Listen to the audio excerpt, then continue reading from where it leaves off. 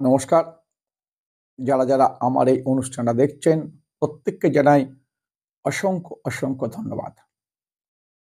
কেমন যাবে ২০২৪ সাল ধনুরাশির? অগ্নিকারক চর প্রকৃতি এই রাশি বৃহস্পতির অধিপতি কেমন যাবে? কেমন হবে তাদের আয়? কতটা পরিমাণে ব্যয় হবে? মানসিক শক্তি কতটা তারা পাবেন? শিক্ষাক্ষেত্র এবং শারীরিক সমস্যা ব্যতীত যেসব সমস্ত সমস্যা কতটা আছে, কতটা অনুকূলে থাকবে, সে বিষয়ে আলোচনা করার আগে বর্তমান সৌরমণ্ডলের পরিস্থিতিটা আপনাদের বলে দেওয়া দরকার। বর্তমান এই সৌরমণ্ডলের পরিস্থিতি অনুযায়ী রবি আপনার এই ধনুরাশির মধ্যেই বসে রয়েছেন। তিনি হচ্ছেন অগ্নিকারক পাপক গ্রহ এই রবি আপনার রাশি হোক বা লগ্ন সেখানেই বসে আছেন। এবার আপনার তৃতীয় স্থান সহজভাবে বসে আছেন শনি, পাপগ্রহ, কিন্তু তার নিজের ঘর এবং এটা মানে তার মূল ত্রিকোণ। এবার চতুর্থ গৃহ, এখানে বসেছেন রাহু, পঞ্চমে বসে আছেন দেবগুরু বা আপনাদের রাষ্ট্রাধিপতি বৃহস্পতি এবং আপনাদের দশম গৃহে বসে আছেন কেতু। কেমন যাবে আপনাদের এই এই অনুযায়ী, এই রাশি ফল অনুযায়ী একটা তার মানে প্রতিচ্ছবি আপনাদের জানাতে পারি। কিন্তু আপনার যা লগ্ন বা রাশি অনুযায়ী বা আপনার কি অবস্থায় তৎকালীন ছিল জন্ম সময়, সেসব বিষয় তো আমার জানা নেই। শুধু আমি এই প্রতিকূলতা বা অনুকূলতা বলতে পারি এই রাশির উপরে কতটা প্রভাব সৃষ্টি করছে। তার আগে বলব, যদি আপনাদের এই অনুষ্ঠানটা ভালো লেগে থাকে, একটা অবশ্যই লাইক করে দেবেন। আর বলব, যারা আমার এই অনুষ্ঠানটা দেখছেন অবশ্যই সাবস্ক্রাইব করে রেখে আমার পাশে থাকা বেল আইকনটাকে অল নোটিফিকেশনে অন করে দেবেন। এবার আসবো আপনাদের প্রথমে চাকরি বিষয়, আয়। চাকরি কেমন যেতে পারে? এই চাকরি বলার আগে বলতে হবে রবি আপনাদের রাশিতে বা লগ্ন যাই বলুন সেখানে বসে আছে। এই রবি এখান থেকে দৃষ্টি দিচ্ছেন আপনার মূল কেন্দ্র, অর্থাৎ পঞ্চম এবং নবম ভাগে। এইটা হচ্ছে আপনার মূল ত্রিকোণস্থ অবস্থা বা ভাগ্যধিপতি। এই ভাগ্যক্ষেত্রে পাপগ্রহের দৃষ্টি বা এই পাপগ্রহ বসে থাকলে, রবি তো অগ্নিকারক গ্রহ, এই ভাগ্যটাকে জ্বালিয়ে পুড়িয়ে দেয়। অর্থাৎ যারা চাকরি করছেন, বিশেষ করে ছোটখাটো কোনো কোম্পানি, প্রাইভেট, তাদের ক্ষেত্রে কিন্তু খুব একটা সম্মুখীন জটিলতা অবস্থার মধ্যে পড়ে রয়েছেন। তবে এটা বেশিদিন থাকবে না। থাকবে না কারণ আগামী 15ই জানুয়ারি এই রবি গ্রহ মকর রাশিতে চলে যাবে। চলে যাবার পর আপনাদের কিন্তু এই ধনু রাশির পক্ষে চাকরি, ব্যবসা, সমস্ত ক্ষেত্রে আয়, উন্নতি, প্রবল একটা রাস্তা খুলে যাবে। এই আপনাদের কর্ম যে তৃতীয় গৃহ সহজ ভাব, সেখানে বসে আছেন স্বয়ং শনি। তিনি আপনাদের কর্মক্ষেত্রে সরাসরি দৃষ্টিদান করছেন। যারা লৌহ ব্যবসায়ী বা ডাক্তার বা ট্রান্সপোর্টের কোনো ব্যবসা করেন, তাদের ক্ষেত্রে কিন্তু এবার একটা ভাগ্য খোলার ভালো উপায় আসছে। যদি আপনারা একটু মনোশক্তি প্রয়োগ করতে পারেন, তাহলে জানুয়ারি মাসের 15 তারিখের পর থেকে আপনাদের একটা ভাগ্য উদয় হবে। কিন্তু যারা ব্যবসা করেন তাদের ক্ষেত্রে একটু অসুবিধার কারণ থাকবে। কেন ব্যবসায়িক সাফল্যতা অর্থাৎ এই রবি বা ওখানে বুধ যদি আপনার জন্মকালীন রাশি বা লগ্নের থেকে চতুর্থ গিয়ে বসে না থাকে তাহলে কিন্তু বিপর্যয়টা খুব একটা বেশি হবে না। যদি থেকে থাকে তাহলে কিন্তু আপনাদের ব্যবসা ক্ষেত্রে কিন্তু এবারে অসফলতা পেতে পারেন।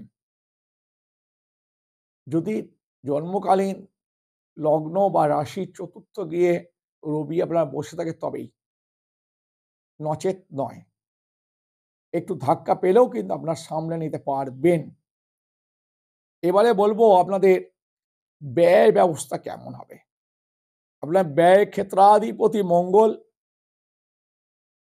এই মঙ্গল বর্তমান ক্ষেত্র চরভাবস্থ অবস্থায় আপনার লগ্নের ওপরেই বসে আছেন। অর্থাৎ প্রথম দিকে বর্তমান সময় আপনাদের কিন্তু মনোমালিন্যতা, জটিলতা দেখা দেবে। কারণ রাষ্ট্রাধিপতি মানে ব্যয়াধিপতি কিংবা দ্বিতীয়াধিপতি যদি লগ্নে বা রাশিতে বসে থাকে তাহলে কিন্তু মানুষের জটিলতা থেকে জটিলতা বৃদ্ধি পায়।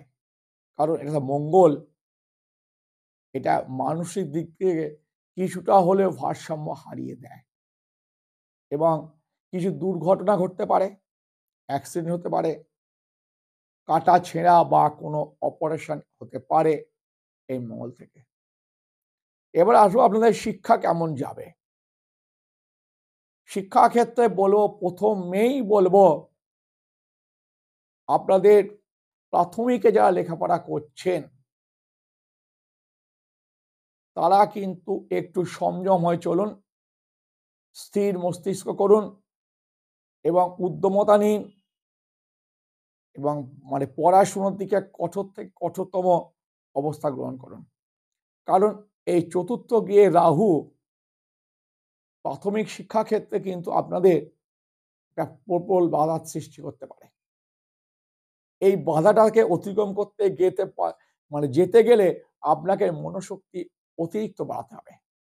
যারা হায়ার সেকেন্ডারি বা উচ্চ মাধ্যমিক বা মাধ্যমিকে পড়ছেন, এবছর যা পরীক্ষা দেবেন তাদের ক্ষেত্রে বলবো কোনো রকম অসুবিধার কারণ নেই। আপনারা নিশ্চিন্তে নির্দ্বিধায় অতি অতি সুফলভাবে সফলতা লাভ করবেন। কারণ আপনাদের পঞ্চম গৃহে আপনার নিজের রাষ্ট্রাধিপতি বৃহস্পতি বসে আছেন। এর ফলে আপনাদের শিক্ষাক্ষেত্রে কোনো বাধা থাকার কথা নয়। এবার যারা মাধ্যমিক মানে আরো হায়ার এডুকেশন করছেন, যারা মানে বিশ্ববিদ্যালয়ে পড়াশোনা করছেন তাদের ক্ষেত্রেও খুবই সুফল।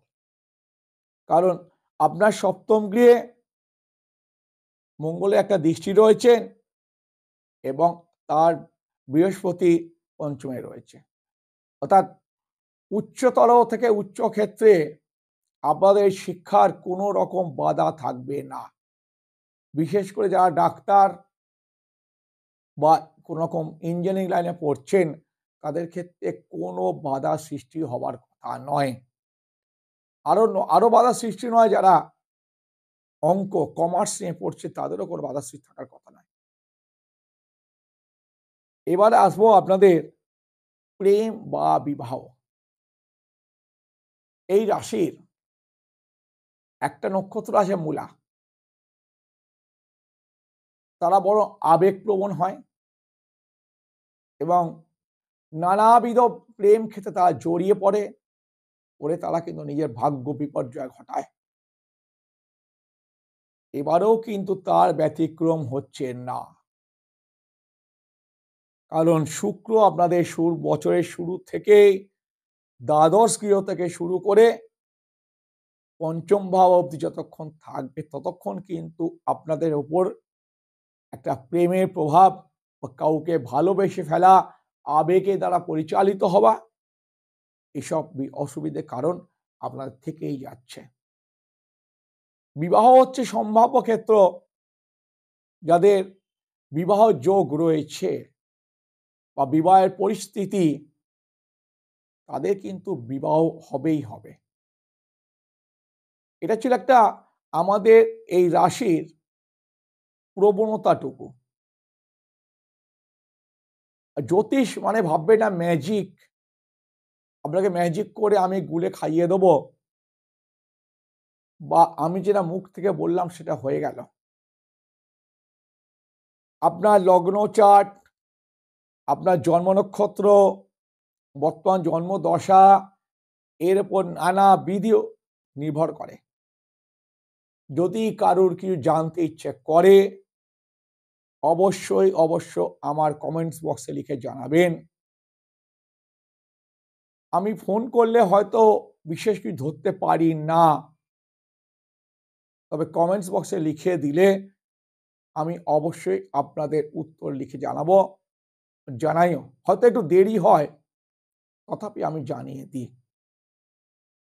বিশেষ কিছু আর বলবো না এই রাশি বিষয়, কারণ এই রাশি মানে আগামী 2024 যেহেতু একটা ম্যাজিক্যাল ইয়ার,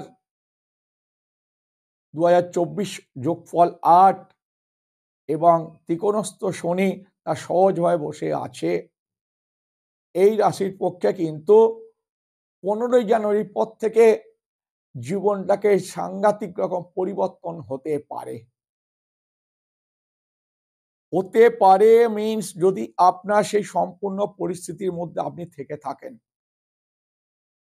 যদি আপনার অবস্থা অনেকটাই প্রতিকূল অবস্থায় থাকে, সেখান থেকে হয়তো আপনি উদ্ধার পেতে পারেন, কিন্তু তাহলে এই নয় যে আপনি হঠাৎ করে কিছু কয়েকশো কোটি টাকার মালিক হয়ে গেলেন, বা আমি বলে দিলাম আপনার নামে যে আপনার এইটা খারাপ হয়ে গেল, হবে না। তবে বলবো রাস্তাঘাটে দেখে চলাফেরা করবেন, বিশেষ করে জল ভ্রমণ করবেন না, এবং অগ্নি থেকে অবশ্যই সাবধান থাকবেন, এবং মাতা বা পিতাকে নিয়ে কিন্তু আপনার এবছরে একটা বড় সংশয় থেকে যাচ্ছে। এই বলেই শেষ করছি আজকের অনুষ্ঠান। ফিরে আসবো অন্য কোনো রাশি বিষয়ে, অন্য কোনো এপিসোডে। আজকের মতো শেষ করলাম। নমস্কার।